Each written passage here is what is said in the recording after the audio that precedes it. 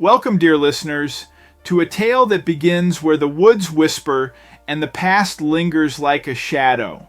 Today we step into the quiet town of Greenwood, where mysteries are woven into the fabric of everyday life. For over a decade, one question has haunted its people. What happened to Nathan? A boy who vanished as suddenly as he reappeared, now carrying secrets etched into his weathered face.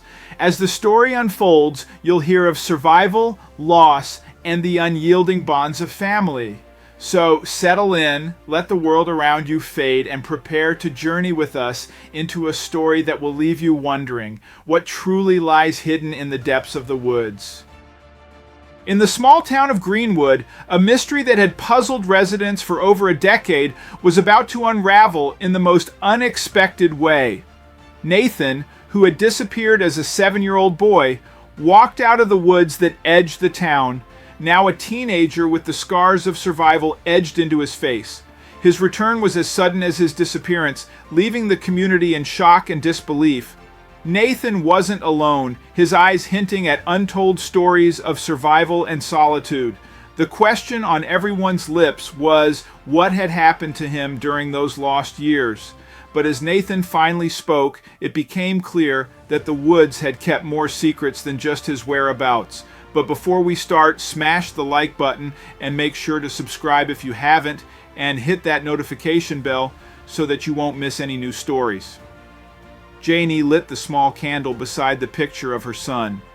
She picked up the picture frame and pressed a soft kiss to the chubby cheeks, like she had done every day for the past 11 years, which it had been exactly 11 years since she'd seen Nathan. Today was the anniversary of the day he disappeared. She could still remember it like it was yesterday. On normal days, she wouldn't let herself think about it, but now she let her mind drift back to that fateful day. It had been a beautiful day, bright blue skies, the sun high and warm. Nathan had woken up early, as he always did on the morning of his birthday.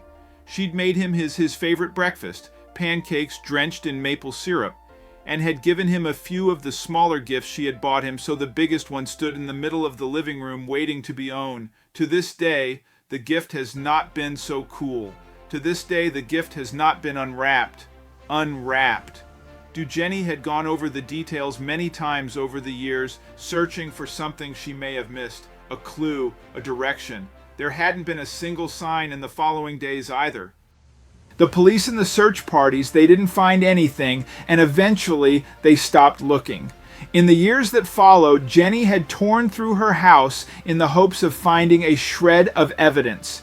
She had hired several private investigators and had even gone to a mystic. It was a small town, Greenwood, and it hadn't been the same since the day Nathan disappeared. The town's people, who had helped so valiantly in the search all those years ago, seemed to finally understand that she didn't want to be reminded every single day. So when she first heard the whispers going around town that a young man had been spotted at the edge of the woods, she didn't even think it could be her son. Then the police officers rang her doorbell. She could see them through the window, the sight so much like that of 11 years ago that it stole her breath. "Mom," one of the officers called. Jenny opened the door with shaking hands. "We think we found your son, if Nathan," the detective had told Jenny. Nathan had walked out of the woods at the edge of the town to the town somewhere around 3 in the afternoon. Ironically, it was around the same time anyone had last seen him all those years ago, according to Waring, to an eyewitness. He'd sway on his feet with a bewildered look on his face. They'd asked him if he was all right, if he needed help, and who he was, but Nathan hadn't spoken a word. "Nathan," Jenny breathed, her eyes taking in her boy's changed face.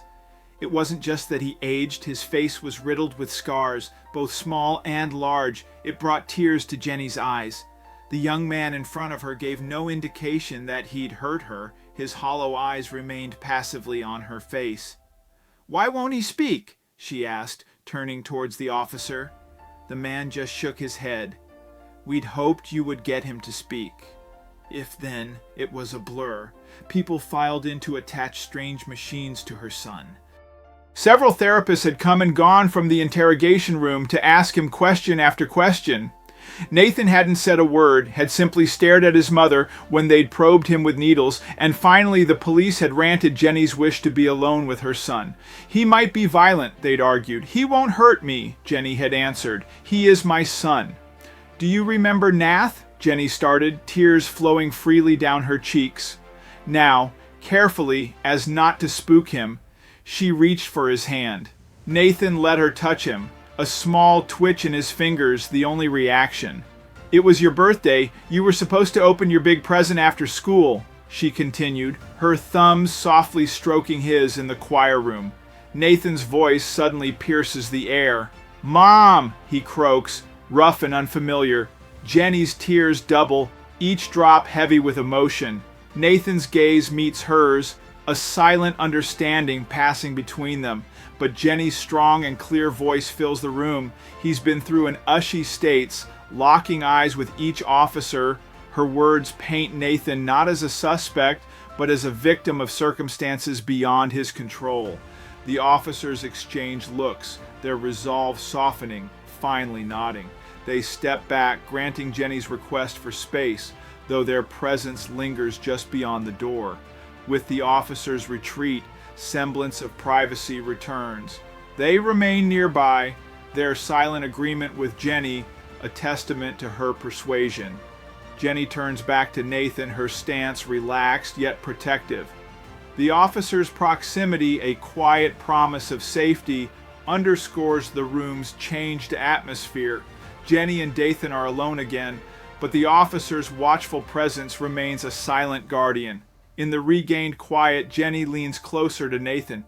It's just us now, she murmurs. Her voice is soothing balm against the room's cold edges.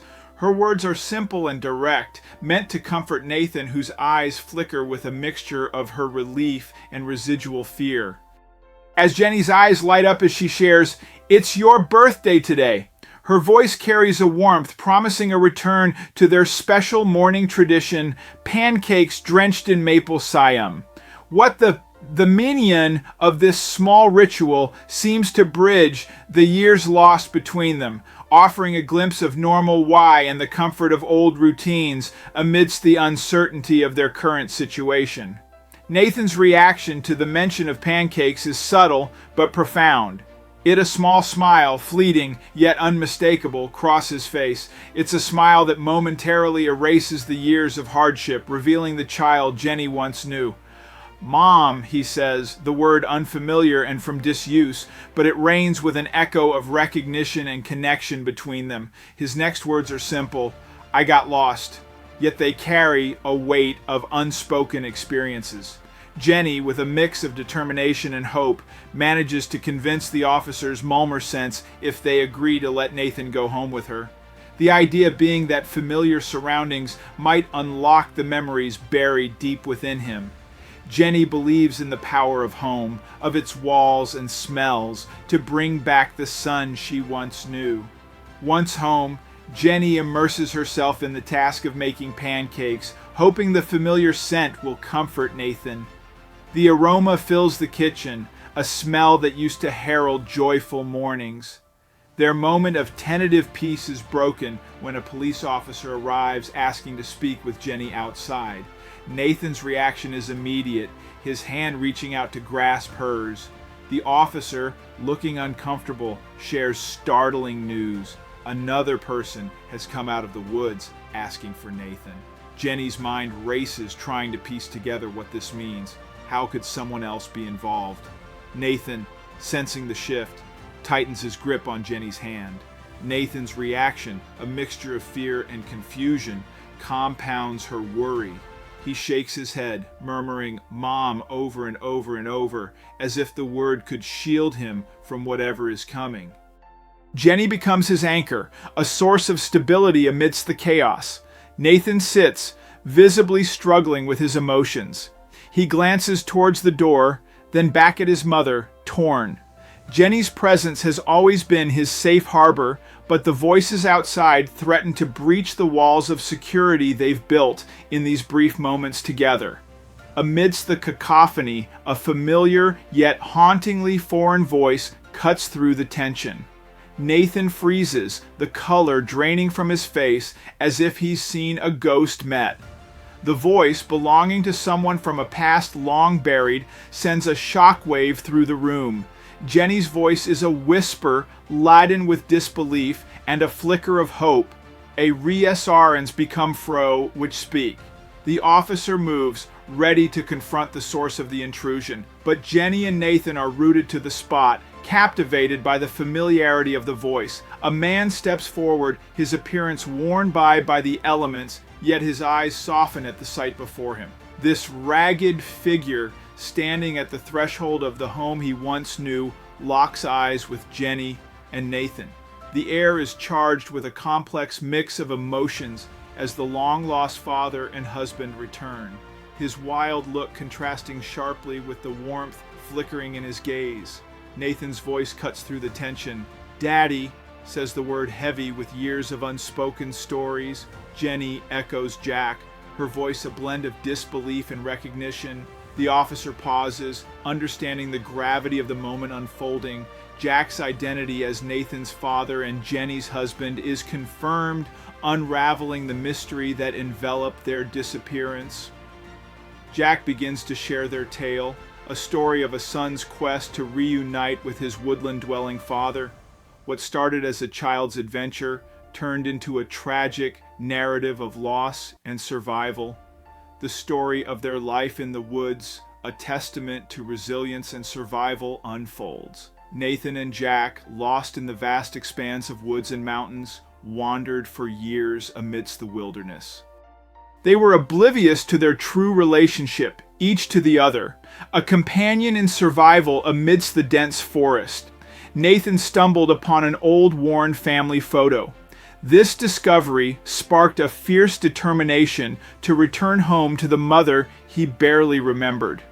Its either photograph, a beacon of hope amidst the uncertainty, propelled him on a perilous journey back to Jenny. While navigating the treacherous path home, Nathan found himself lost once more in the unforgiving wilderness. He recounts the days of solitude, each one a battle against nature and his own fears. With his parents and the officers gathered around, Nathan delves into his ordeal. He describes the fall that left him injured, his struggles to find sustenance, and his reliance on the stars for direction. As Nathan's story concludes, the room is enveloped in silence. Jenny's tears flow freely, a mother's heartache for her child's suffering. Nathan's gaze shifts to Jack, who sighed deeply and takes a weary seat. It's Jack's turn now to share his own journey, to unravel the tale of how he survived and what led him back to the family he thought he'd lost forever. Jack's voice was steady as he recounted the early days of his disappearance. He shared how he got lost, the futile attempts to find his way back, and the eventual acceptance of his new reality. Building a small wooden cabin became his project, a semblance of home in the wild, a testament to his resilience and determination to survive against the odds. He then spoke of the day he found Nathan, a scared boy alone in the woods, without knowing the boy was his son. Jack's instincts to protect and teach kicked in. Together, they learned to live off the land, never straying too far from the safety of the cabin. The day Nathan disappeared was the day Jack's world shifted again.